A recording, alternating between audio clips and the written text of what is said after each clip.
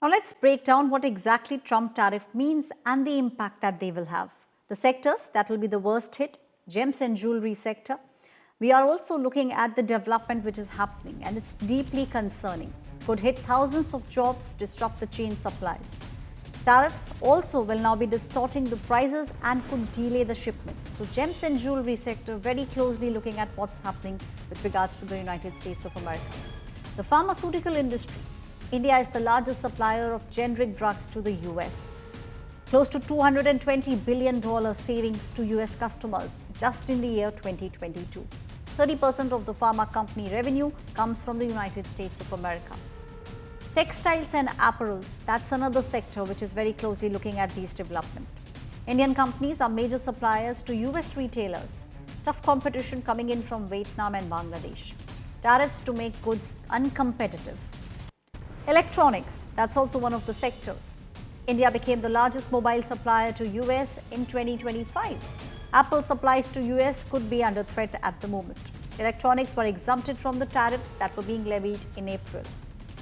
Oil refineries, this is another sector which will be impacted very badly.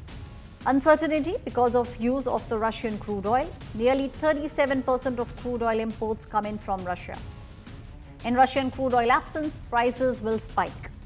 Refineries margin could also take a big hit. So that's also something that we are very closely looking at. These are the different sectors that could be impacted very badly. My colleague Siddharth Zarabi is now joining me on the broadcast. Siddharth, the million-dollar question, when will the consumers start feeling the pinches in the prices? Ahead of all the tariff deadlines that have hit various countries, US importers have increased their imports from that specific country, even in India.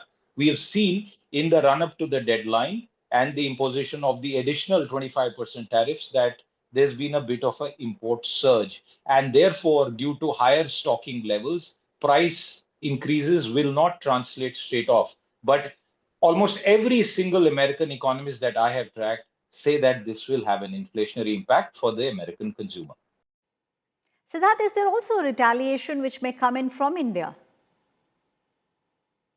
Before I answer that question, let's also inform our viewers and take note of the fact that there has been an acknowledgement and an announcement both by the US State Department and the Ministry of External Affairs, at least for the first time, official communication after trade ties have spiraled of the 2+2 intersessional dialogue, from which there were some news reports which said that the jet engine deal, a long pending one, long negotiated one, has come through. So, what does that tell us? It tells us that there is still some level of discussion, collaboration, and talks underway.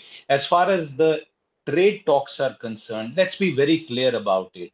The reason that we are now facing 50% tariffs, and actually, if you do a case by case, item by item analysis, is actually much more because it adds to the previous tallies that had come in from Trump one, and he's already threatening pharma tariffs as well. So it's a mug's game to talk about percentages. But please understand one point that I want to bring to our audience and to all those who are here on the panel. The West has imposed umpteen number of sanctions on Russia. They have seized close to $350 billion of Russian treasury money that was parked in Western banks. All possible imaginable curbs on business have happened. More than 1,200 Western companies have quit the Russian economy. Anything that could be done to coerce Russia to abandon its war of aggression in Ukraine has been done. Yet that war has not been ended. Are, are we to believe that purchasing the 700, 800,000 or a million barrels of Russian oil is going to convince Mr. Putin, if that were to be barred, the Indian purchases to stop the war? Is this American logic? I've heard the American vice president say this, people from the State Department, one of his closest advisors talk.